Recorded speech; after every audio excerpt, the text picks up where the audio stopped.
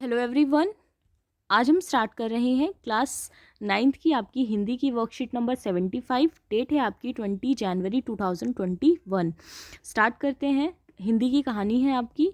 हुआ यूँ था कि किसी शादी के सिलसिले में नकुड़ की हवेली के तमाम मर्द बारात में दूसरे गांव गए हुए थे।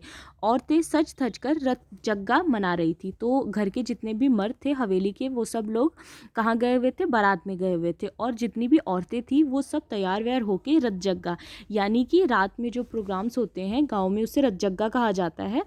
नाच गाने और ढोलक की थाप के शोर में नामी चोर कब सेंध लगाकर हवेली में घुस किसी को खबर ना हुई। तो इसी मौके का फ़ायदा उठा के जो एक चोर होता है वो हवेली में घुस आता है। पूरी ढोल और नाच गाने की आवाज़ होती है तो किसी को पता नहीं चलता। पर चोर था बदकिस्मत, लेकिन चोर इतना बदकिस्मत था कि उसने क्या किया कि वो माजी के कमरे में घुस जाता है। यही बताया गया है कि जिस कमरे में वो घुसा था उसमें माजी सोई हुई थी। औरतों के शोर से बचने को वह अपना कमरा छोड़ दूसरे में जा सोई थी, क्योंकि वो उस प्रोग्राम में शामिल नहीं हुई थी, वो जाके सो रही थी। चोर बेचारा तमाम जुग्राफिया दिमाग में बिठाकर उतरा था। वो बहुत सारी प्लानिंग करके आया हुआ था। उसे क्या पता था कि इतनी बड़ी बूढ़ी पुरखिन जगह बदल लेगी। खैर, बुढ़ापे की नींद ठहरी चोर के दबे पाँव की आहट से ही खुल गई। तो जैसे ही माजी उसकी आहट सुनती हैं उनकी आंखें खुल जाती हैं। तो उसके बाद बताया गया, माजी कहती हैं कौन? माजी ने इम्तिन इत्मीनान से पूछा, यानी एकदम आराम से पूछा। तो चोर कहता है जी मैं। चोर ने युगों से चला आ रहा पारंपरिक असंगत जवाब दिया। जैसे कोई भी घुस आता है तो वो बस ऐसे बोल देता है जी मैं। ठीक है, नॉर्मली जैसे गांव में बोला जाता है। तो उन्होंने बोला पानी पिला, माजी ने कहा। तो उसने कहा जी मैं। चोर झिझक कर रह गया, थोड़ा सा डरा हुआ था वो।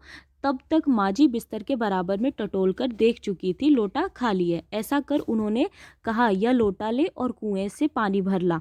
पर देख कपड़ा कसकर बांधे रखियो और तकिए से और तरीके से छानियो। तो माँ जी कहती हैं कि जाके कुएं से पानी भर के ले आ और अच्छे से कपड़े को बांध लियो, वरना लोटा उसमें गिर जाएगा। इसलिए वो कहती हैं कि अच्छे से बांध लियो और तरीके से छानियो पानी को। चोर घबरा गया। अंधेरे में इन्होंने कैसे जाना? अब चोर जो होता है वो सोचता है कि इनको कैसे पता चला कि उसके मुंह पर कपड़ा बंधा है, पर कमर में भांग।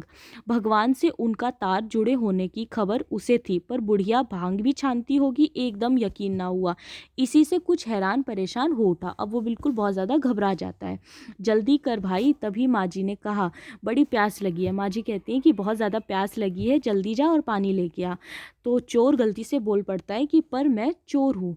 मारे घबराहट और धर्म संकट के चोर सच कह गया। अब वो घबराहट के सच बोल जाता है कि मैं तो चोर हूँ। ठीक है, उसके बाद आपके क्वेश्चन आंसर दिए गए हैं। फर्स्ट क्वेश्चन है आपका कि किसी को चोर के सेंध लगाकर हवेली में घुसने की खबर क्यों नहीं हुई?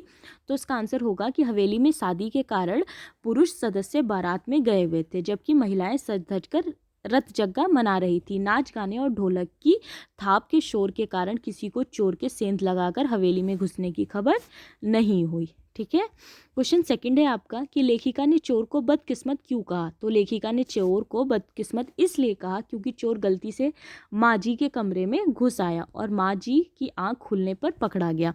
तो वो गलती से उनके कमरे में घुस जाता है और वो इतनी अनुभवी होती हैं कि थोड़े से भी शोर से वो जग जाती हैं।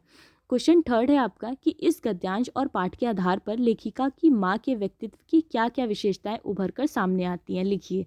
तो इसका आंसर आप लिखेंगे कि लेखिका की जो माँ थी वो सच बोलती थी। ठीक है, और कभी भी इधर की बात उधर नहीं करती थी, इसीलिए सभी उन पर बहुत भरोसा करते थे। इसीलिए गांव के सभी लोग, घर के लोग या बाहर के लोग, सभी लोग उनके ऊपर बहुत ज़्यादा विश्वास करते थे। क्वेश्चन 4 है आपका कि चोर क्यों घबरा गया? तो इसका आंसर होगा कि चोर को लगा कि उसे पहचान लिया गया है तथा पकड़े जाने के कारण घबरा गया। वो बहुत ज़्यादा डर जाता है और डर के मारे ही बोल देता है कि मैं तो चोर हूँ। ठीक है, फिर क्वेश्चन 4 है आपका कि लेखिका ने माजी और चोर के संवाद को बहुत रोचक रूप से यहाँ रखा। आप भी इस बातचीत को आगे बढ़ाते हुए एक रोचक संवाद लिखिए कि आगे क्या हुआ।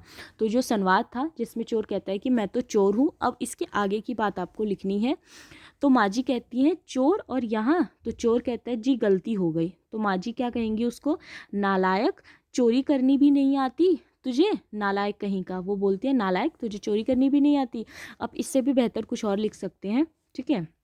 फिर चोर कहता है जी गलती हो गई, आगे से ध्यान रखूंगा। ठीक है, तो आप इस तरह से इस संवाद को आगे कंटिन्यू करेंगे। ओके।